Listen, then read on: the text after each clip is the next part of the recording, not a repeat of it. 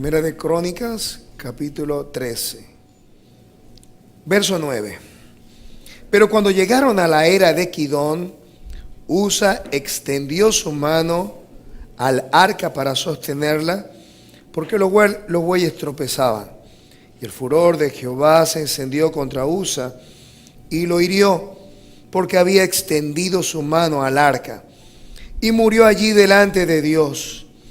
Y David tuvo pesar, porque Jehová había quebrantado a Usa, por lo que llamó aquel lugar Pérez Usa hasta hoy. Y David temió a Dios aquel día y dijo: ¿cómo he de traer a mi casa el arca de Dios?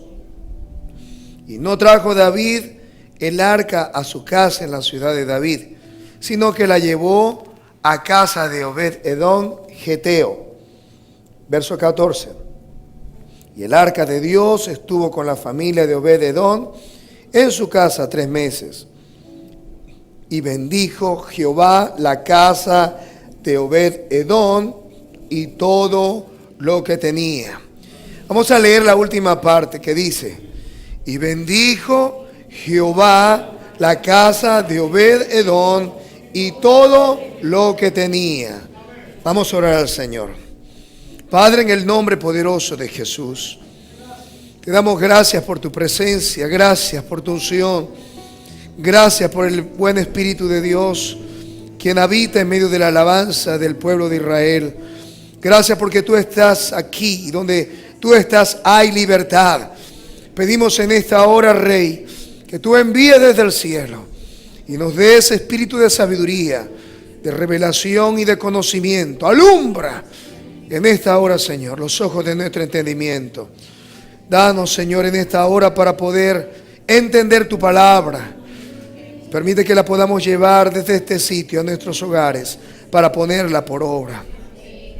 Nosotros, Señor, declaramos que el reino de los cielos se establece en este sitio.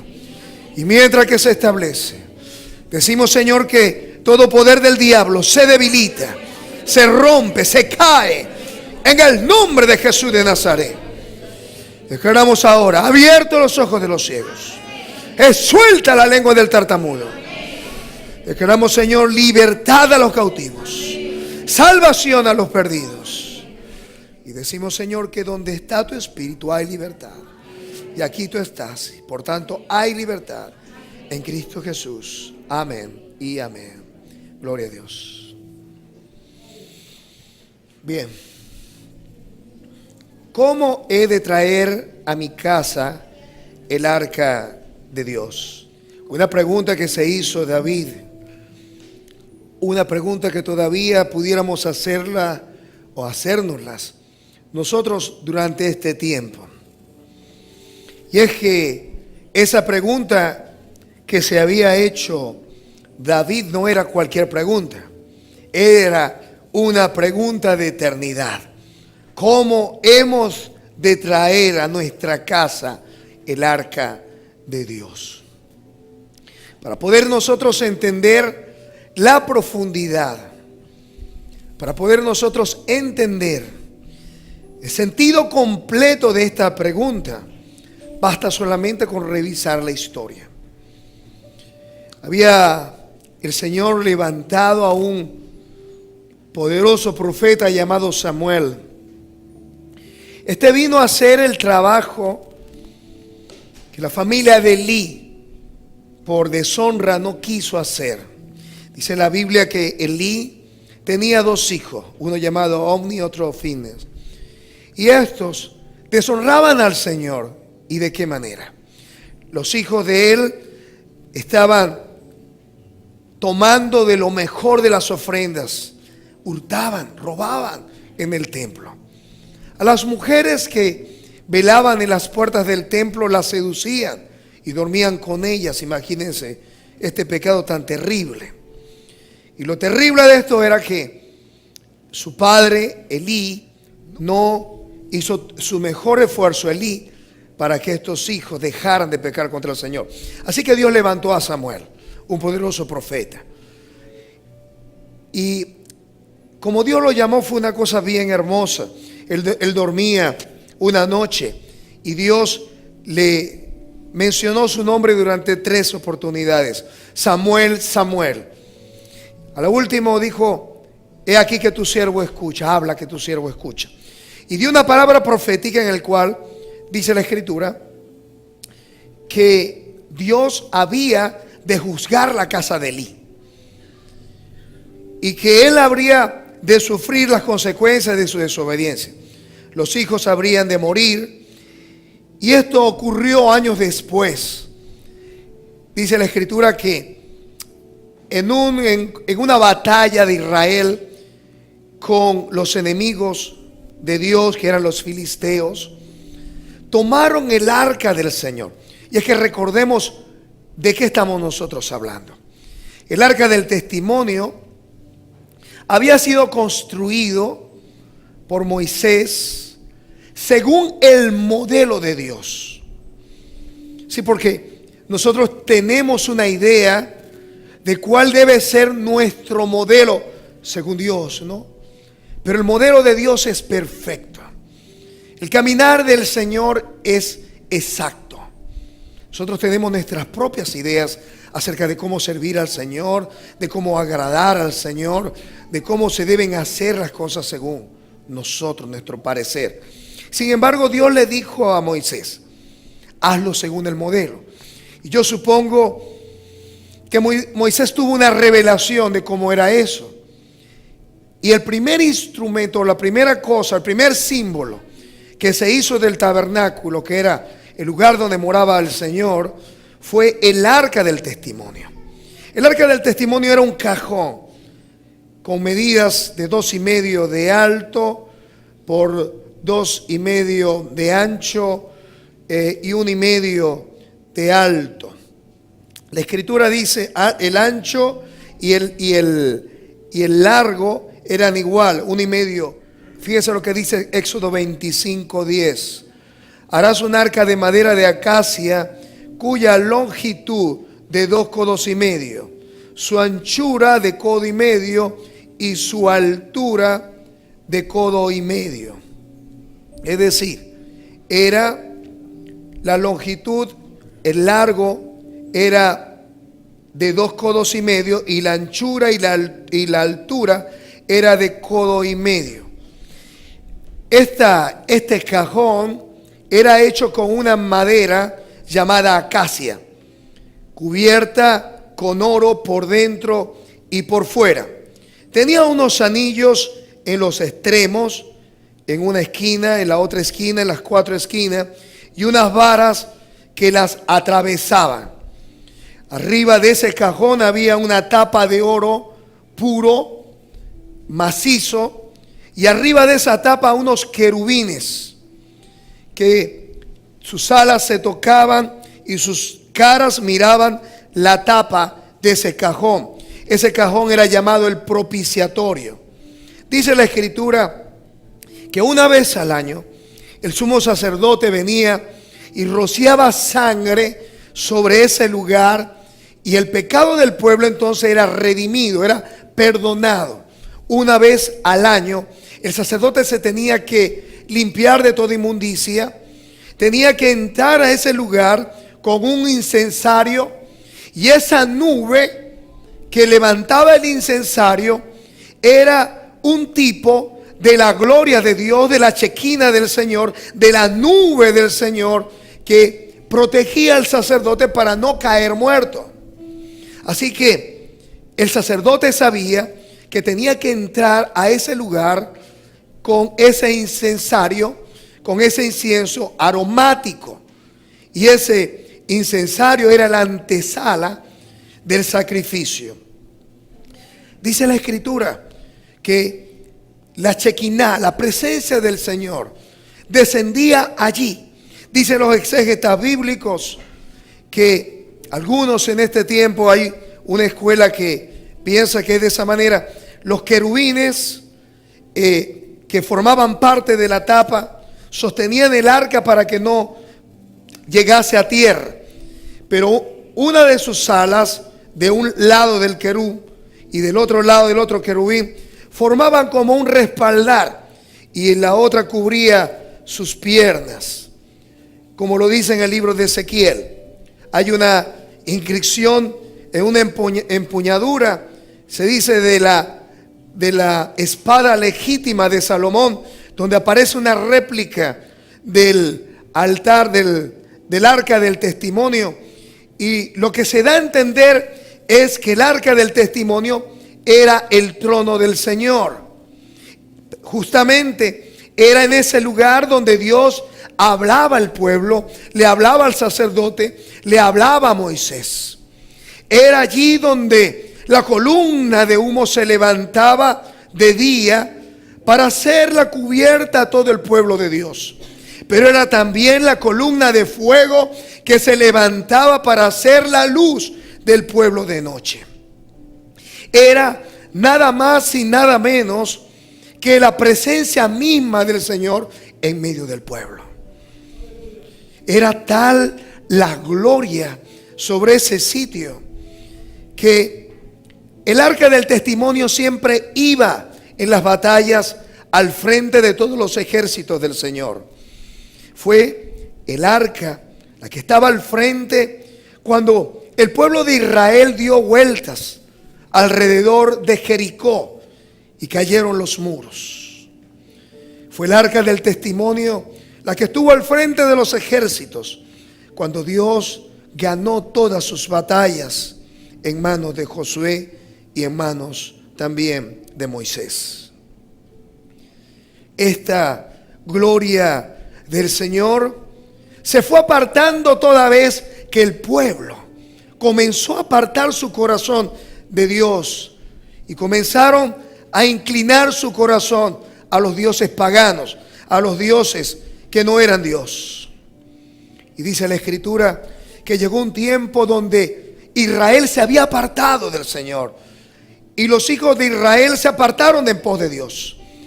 Fue en este tiempo en el que Elí, en desobediencia a Dios, permitió que sus hijos profanaran no solamente el templo, sino la presencia de Dios. Y dice la Biblia que se tomó el arca.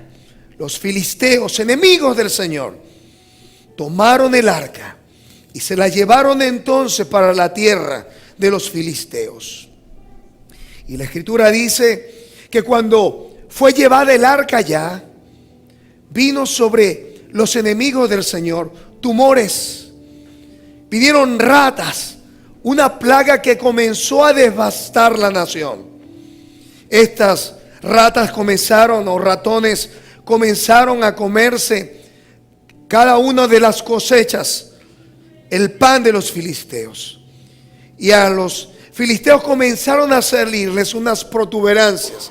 Se dice que eran hemorroides, tumores en sus partes íntimas.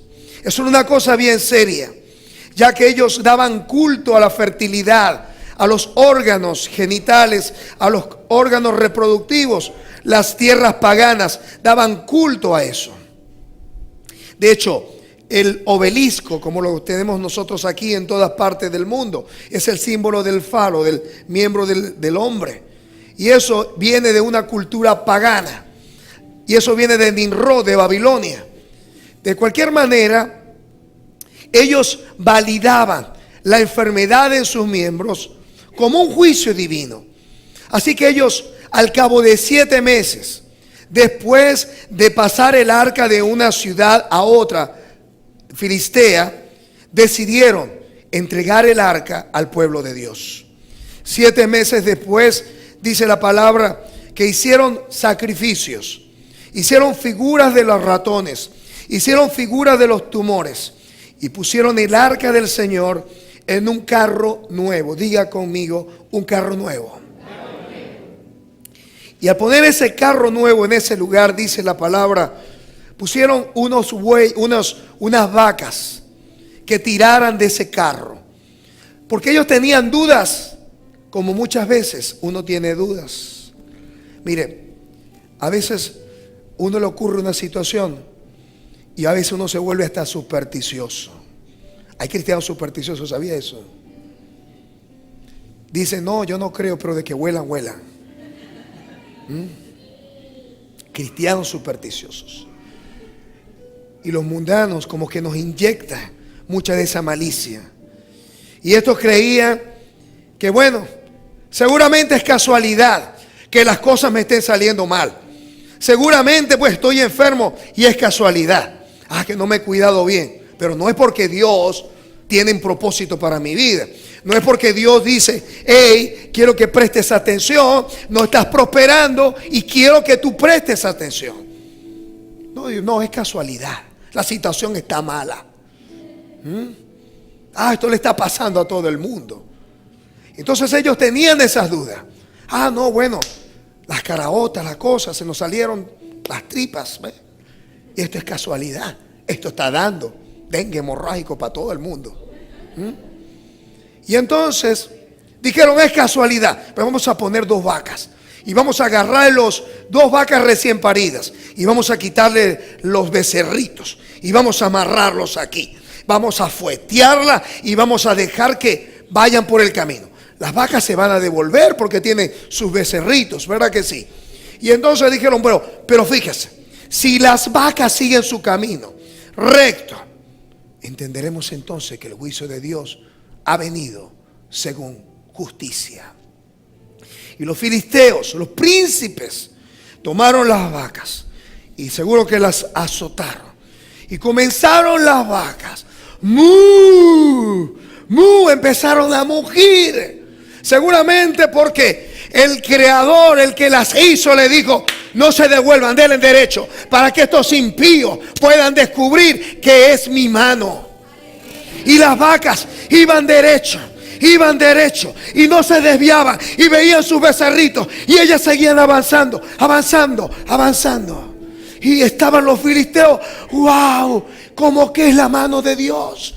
Y se le pegaron atrás hasta que llegaron a los límites de una ciudad hebrea y dijeron, es Dios.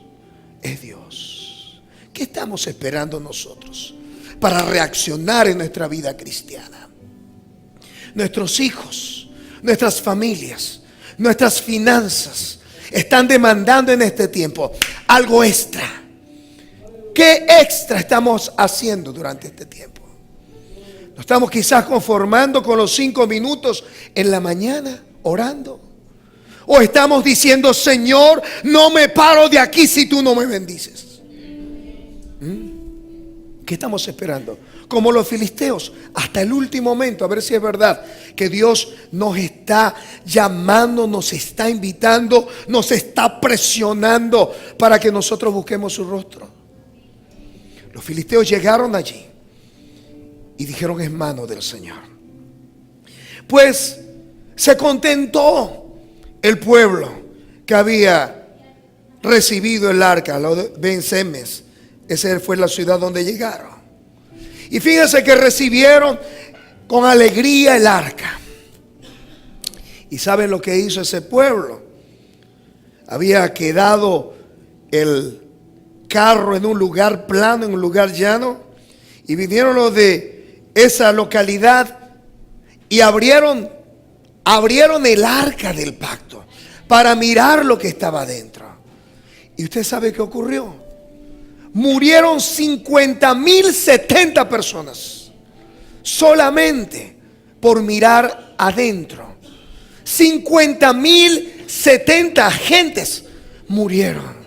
Y ellos quedaron asombrados, quedaron consternados, tristes, una gran mortandad, porque se atrevieron no solamente a tocar, sino a mirar lo que estaba dentro del arca.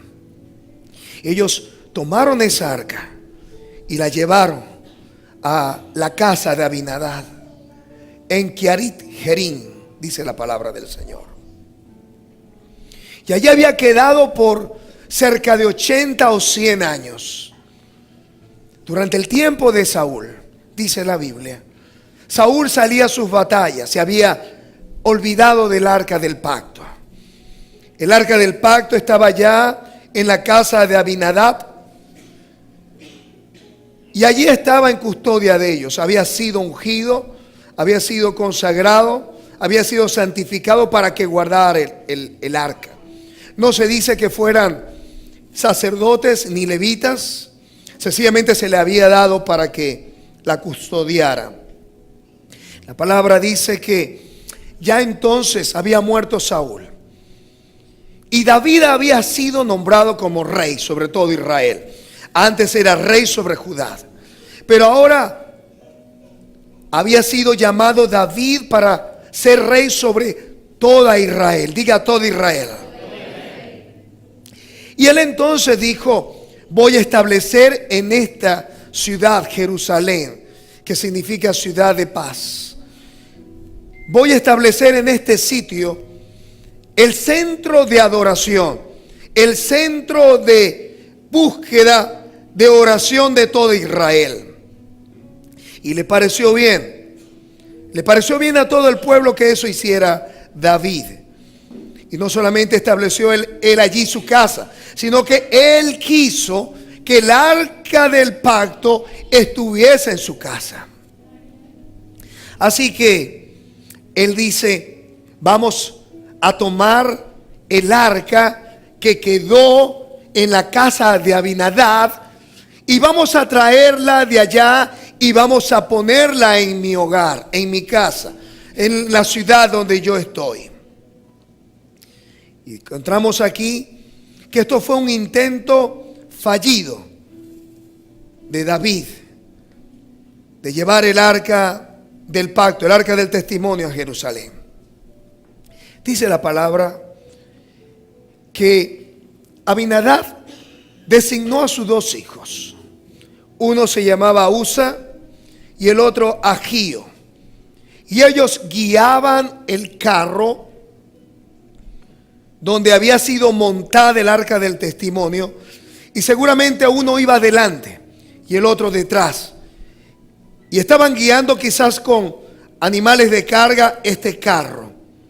Hubo un momento donde, dice la palabra, llegaron a la era de Kidón. En 2 de Samuel capítulo 6 verso 6 dice que llegaron a la era de Nacón. Las dos pareciera que fueran dos sitios distintos, es el mismo. Le llamaban de esa manera y le llamaban de otra. Era de Kidón y la era de Nacón. Estoy hablando de 2 de Samuel 6:6. Estaban llegando a un lugar de trillo. Estaban llegando a un lugar de quebrantamiento. Estaban llegando a un lugar donde se separa la paja del trigo. Estábamos llegando en un lugar de la decisión. ¿Sabe? Si nosotros estamos haciendo las cosas de manera correcta o de la manera incorrecta, ¿sabe cuándo lo vamos a saber? Cuando llegue el tiempo de la prueba. Dígalo, tiempo de la prueba. Va a venir un tiempo donde Dios le va a pedir. Va a venir un tiempo donde Dios le va a exigir. Va a venir un tiempo donde va a ser confrontado. Es el tiempo, es el lugar. Era la era de Kidón, la era de Nacón, donde ha de ser separado el trigo, lo que vale de lo que no vale. Eso duele. ¿A quién le gusta que lo estrujen? Ay, si a mí me gusta. Señor, estrújame, qué prueba tan rica. ¿Quién hace eso? Señor, no, yo soy de hierro, envíame más pruebas. Yo a nadie he escuchado así. Ahí se hacía, era una piedra que molía, que separaba la paja, el trigo de la paja. Eso duele.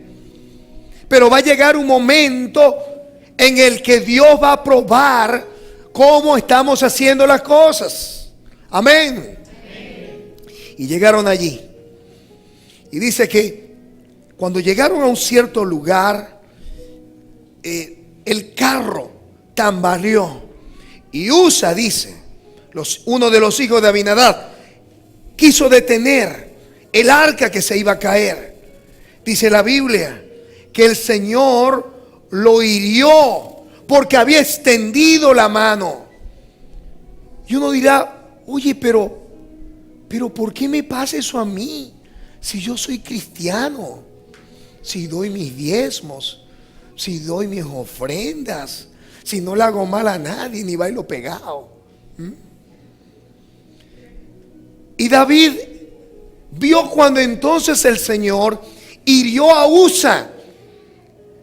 Algún comentarista dice que cayó una centella, no sé si cayó un rayo o una centella o la misma arca generó un poder sobrenatural. Lo cierto es que Usa cayó en ese mismo momento, muerto, sin derecho a réplica, como dicen por allí. Digo, Señor, yo opino, nada, suácata, cayó muerto. Y dice la palabra que David temió. Primera de Crónicas 13, verso 12. Jehová había quebrantado a Usa y David temió. David temió aquel día y se preguntó: ¿cómo he de traer a mi casa el arca de Dios? Esa es la pregunta. ¿Cómo hemos de traer a mi casa el arca de Dios? La palabra del Señor en 2 de Samuel, que es el mismo pasaje, dice que el verso 7 de 2 de Samuel 6:7, el furor de Jehová se encendió contra Usa y lo hirió allí mismo por aquella, ¿por qué? Por aquella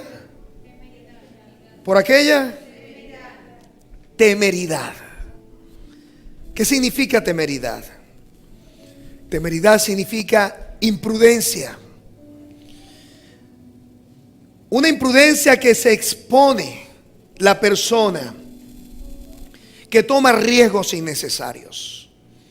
No solamente la persona toma riesgo innecesario, sino que arriesga a las otras personas.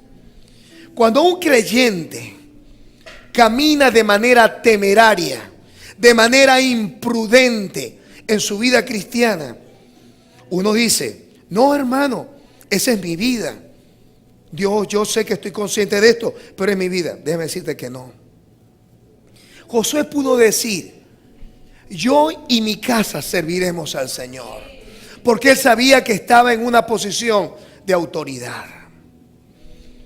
Cuando tú comienzas a vivir de manera imprudente, no solamente te expones tú, sino que también expones a tu familia, expones tus finanzas, expones tu salud, expones a tu esposa, a tus hijos, expones todo por lo que has trabajado durante años. ¿Qué significa ser temerario? Esto lo encontré y me pareció bueno para que tengan una idea de lo que significa ser temerario. El que acelera fuera del límite establecido por la ley hasta donde da la chancleta, eso es una persona temeraria. ¿Por qué? Se puede atravesar un perro, una abuela, lo que sea. Es temerario el que se enfrenta a un animal, por ejemplo, que le salgan 7, 8 Rottweiler y dice: yo me los como a todos ellos. Eso es una temeridad. Y no considera lo que le pueda dañar, pensando que nada le puede pasar. Una persona es temeraria cuando no toma ningún tipo de seguridad o medida de seguridad cuando está en lugares altos.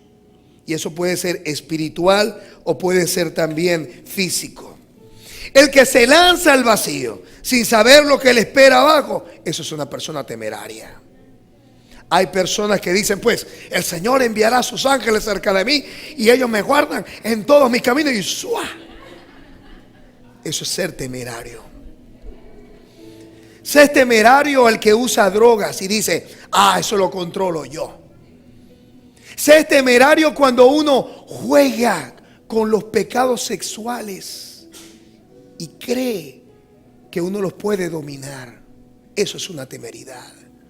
Es temerario aquel que comienza a coquetear con el pecado, con la mujer de su prójimo, a hacer negocios chimbaletos, como decimos nosotros, y que le dice: no, pues por esta oportunidad, porque como la cosa está mala, en esta oportunidad después arreglamos las cosas. Eso es ser temerario. Ser temerario significa jugar con el pecado sin considerar las consecuencias de lo que está ocurriendo en la vida.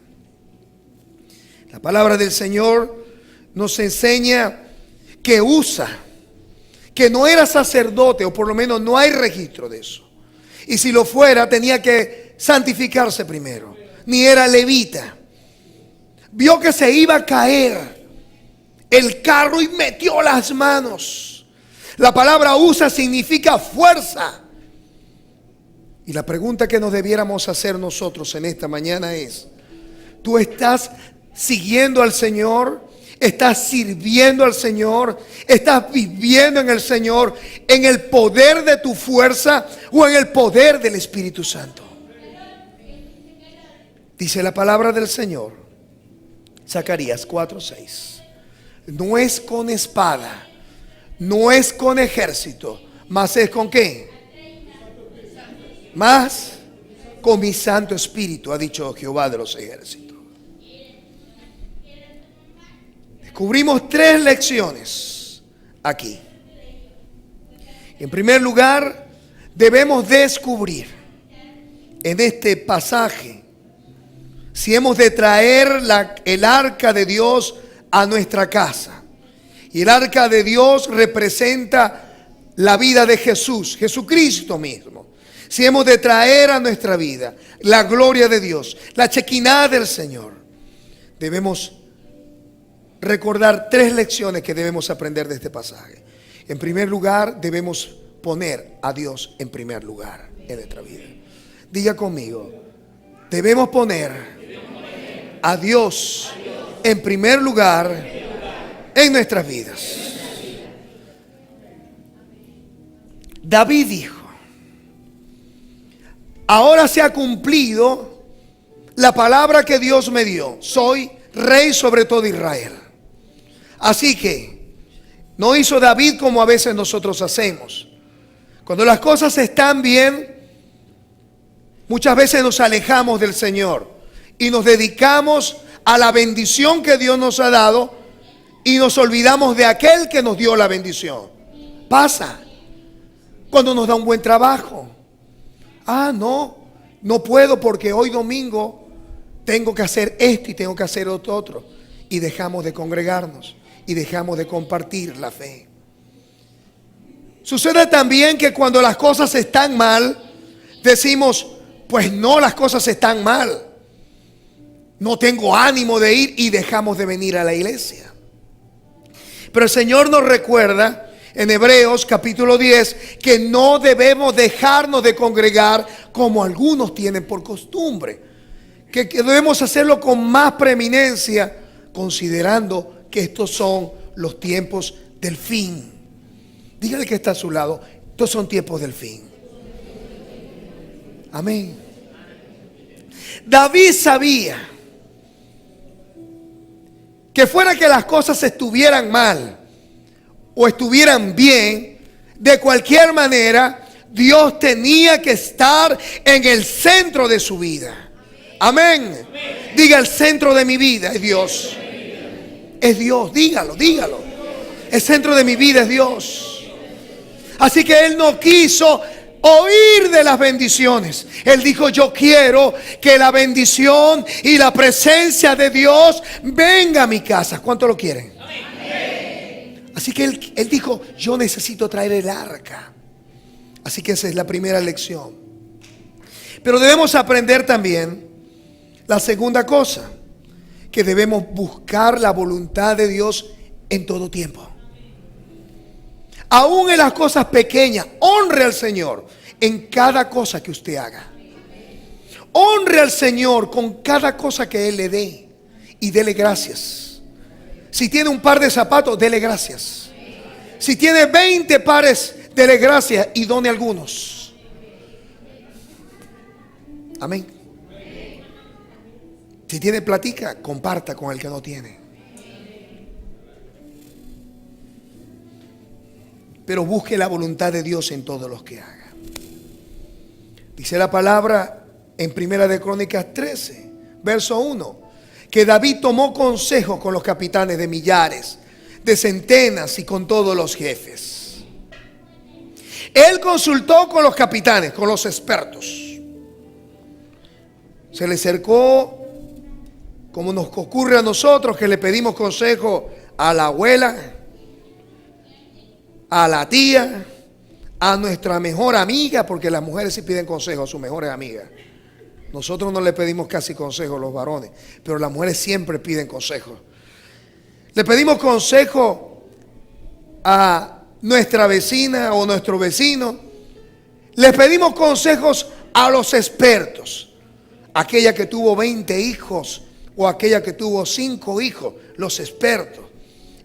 David tomó consejo con los capitanes de millares, de centenas y con todos los jefes, con los que sabían cómo hacer las cosas. Pero ¿sabe qué? No pidió el consejo de Dios. ¿Qué estás tú haciendo en este tiempo? ¿Qué proyecto tienes en tu vida? ¿Qué planes tienes acerca del futuro? ¿Qué estás desarrollando en este tiempo? Pregunto, ¿estás pidiendo el consejo de Dios? Algunos se están permitiendo algunas cosas y a lo mejor algunos están pensando en noviecitas o en noviecitos mundanos. Déjeme decirle que eso no hay que pedir consejo. Sencillamente no siga por esa vía. La Biblia dice: no os unáis en yugos desiguales con los incrédulos. ¿Qué concordia tiene la luz con las tinieblas? Y el templo de Dios con Belial. Somos luz de las naciones, sal de la tierra. No hay que pedir consejo de eso. Pero tenemos que siempre recurrir al consejo de Dios. Entendemos también que para buscar la voluntad de Dios no debemos confiar en nosotros mismos. No debemos confiar en lo que sentimos. Tenemos que confiar en la bendita palabra del Señor. Estamos edificando sobre la roca. Y si queremos que nuestra casa se mantenga, nuestros pies tienen que estar aquí en su palabra. ¿Sabe por qué?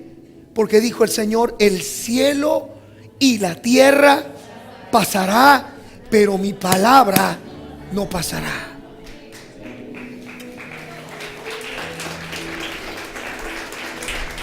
David era sincero, estaba brincando y saltando, gozoso de lo que estaba haciendo, trayendo el arca.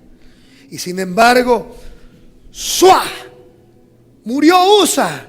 Dios, ¿qué hice?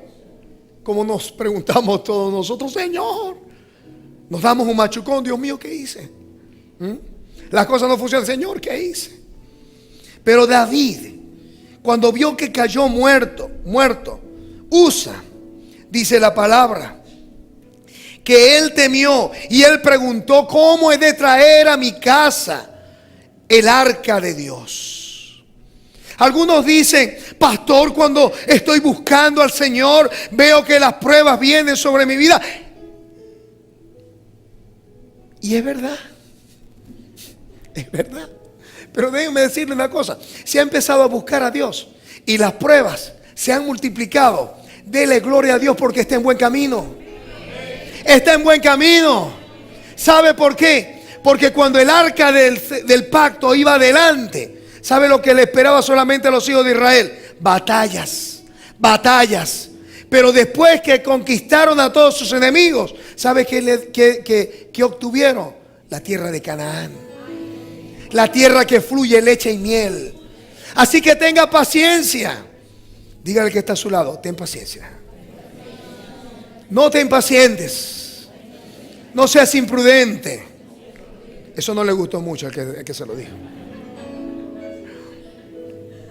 ¿Cómo he de traer a mi casa el arca de Dios? Pastor, ¿cómo he de seguir buscando si viene la prueba? Dios quiere mostrarte algo. Dios quiere abrirte tus ojos. Dios quiere tratar con tu vida. Dios quiere que dejes de ser un niño o una niña. Que comiences a ver al Señor. Que comiences a ver su rostro. Que comiences a ver la gloria del Señor. Y que dejes de ver al pastor. Y que dejes de ver al líder. Que cuando no te salude el pastor o los líderes o un amigo dentro de la iglesia, no importa, porque tú no estás aquí para verme a mí. La palabra del Señor dice: puesto los ojos en Jesús, el autor y el consumador de mi fe, y la fe tuya también. Amén. No nos debemos confiar por lo que estamos sintiendo. Confiemos en lo que dice el Señor. David decía: todo va a salir bien, esto va a estar poderoso. Hasta que cayó un rayo y lo mató a Uzas. Se puso la cosa mala. Y como muchos dijo: ¿cómo ha de venir el arca? ¿Cómo he de seguir buscando si cada vez que busco me viene pura piña? ¿Y sabe qué ocurrió? Se amargó David y dijo que no trajo el arca a la casa en la ciudad de David. Como algunos se enojan con Dios. Dice: Señor, ¿por qué yo? Tan bueno que soy yo. No le hago mal a nadie. Pago mis diezmos. Voy a la iglesia. Lo único que nos falta es no. Y sin embargo Dios lo dejó tranquilo. ¿Y sabe qué ocurrió? Dice la Biblia que entonces se llevaron el arca del testimonio a la casa de Obed-Edom. Ese era un levita. Y la casa estuvo con la familia de Obed-Edom durante 3 meses. 3 meses. 3 es el número de Dios. 3 define lo que es consustancialmente sólido. Dios quiere que dejemos nosotros de movernos en nuestro sentir, que dejamos de ser almáticos, anímicos. 3 define lo que es ancho, alto y profundo. 3 es el número del cubo. A la 3. 3 es el número de Dios. Dios es 3 veces santo: Padre, Hijo y Espíritu Santo. Dios quiere que nosotros dejemos de movernos por nuestras emociones, y que cuando las cosas no quieran funcionar dentro de nosotros, podamos decir como el salmista David: alma mía, bendice a tu Dios. Te sometes. Que cuando la carne está ganando circunstancias y oportunidades en nuestra vida, le metemos ayuno. Lo quebrantamos. Que cuando las cosas no quieren funcionar, pues entonces usted decide: si esos 5 minutos que yo dedico a la oración no levantan ni siquiera un machorro, pues yo comienzo ahora a desatar la fe en mi vida, declarando la palabra, declarando la fe de Dios, y comenzando a orar y diciendo como hizo Elías: Señor, manda lluvia, Señor, manda lluvia, Señor, manda lluvia, hasta que la lluvia caiga. Hasta que la lluvia caiga. Hay que pelear la bendición. Hay que pelear la bendición. No nos podemos conformar. 3 meses estuvo allí en la casa de Obed-Edom. 3 meses. Y dice la palabra que bendijo Jehová la casa de Obed-Edom y todo lo que tenía. Bendijo su casa, bendijo su esposa, bendijo sus hijos, bendijo el perro, bendijo al gato, bendijo todo lo que había en su casa. Pero dijo también que bendijo todo lo que tenía. Si tenía plantaciones, caía agua sobre esas tierras, y a lo mejor en el resto no. Si tenía entonces animales, bestias de carga, entonces no abortaban. De pronto los toros se volvieron locos y preñaron a todas las vacas, y comenzaron a salir, ¿verdad?, terneritos y corderitos por doquier. Y todo Israel se dio cuenta que desde que llegó el arca del testimonio, desde que la presencia de Dios estaba en la casa de Obed-Edom, Dios lo bendijo a él y todo lo que tenía. Todo es todo. Todo es todo. Antes Obed-edom se resfriaba porque se puso el cielo oscuro. La gente empezó a decir, amor. Pero ahora, desde que estaba la presencia de Dios, ya no se tuvo que poner Cebión ni beber vitaminas ni nada. Ya estaba Obed-edom sano. Le había entrado una fuerza, le había entrado una bendición y no sabía qué pasaba. Y era la presencia de Dios que estaba sobre él. ¿Sabe por qué? Porque la bendición de Dios no es solamente en lo material, es también en lo físico, en el cuerpo. El Señor lo dice de esta manera: y si el espíritu de aquel que levantó a Cristo Jesús mora en vosotros, el espíritu que levantó de los muertos a Cristo Jesús vivificará vuestros cuerpos mortales. Es el cuerpo que recibe vida de parte de Dios. Y no solamente fue bendecido Obed-edom y todo lo que tenía, sino que también vino sobre el hogar de Obed-edom paz, reposo, tranquilidad. Ya entonces Dios había cubierto todo, ya había bendecido todo. Cuando llegó a los oídos de David que Dios había bendecido a Obed-edom en todo lo que tenía, dijo entonces: no, yo no pelo este boche. ¿Cómo pelo yo este boche? ¿Cómo yo me pierdo esta? Y mandó a traer el arca a la ciudad. Pero ¿sabe? Él descubrió que lo había hecho mal. Primera de Crónicas capítulo 15, verso 2. Entonces dijo David: el arca de Dios no debe ser llevado sino ¿por quién?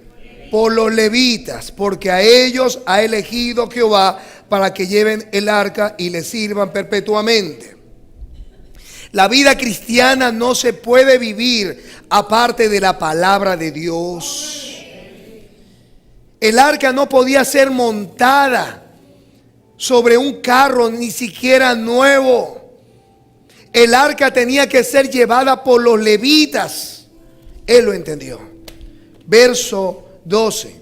Y les dijo: vosotros que sois los principales padres de la familia de los levitas, santificaos vosotros y vuestros hermanos, y pasad el arca de Dios de Israel al lugar que le he preparado. Pues por no haber hecho así vosotros la primera vez, Jehová nuestro Dios nos quebrantó. ¿Por qué? Por cuanto no le buscamos según sus ordenanzas. Verso 15.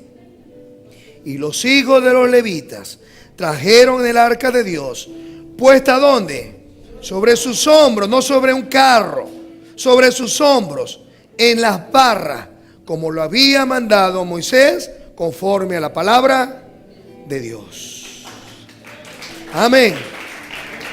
Y este es el último principio: cumplamos la voluntad de Dios a su manera. Vivamos conforme a su palabra. No seamos atrevidos. No usemos nuestra fuerza. Temamos que nuestro Dios es soberano, fuerte, celoso, santo, temible en sus hechos y en sus palabras. Y debemos cuidarnos de ser presuntuosos, apresurados, atrevidos, de ser imprudentes.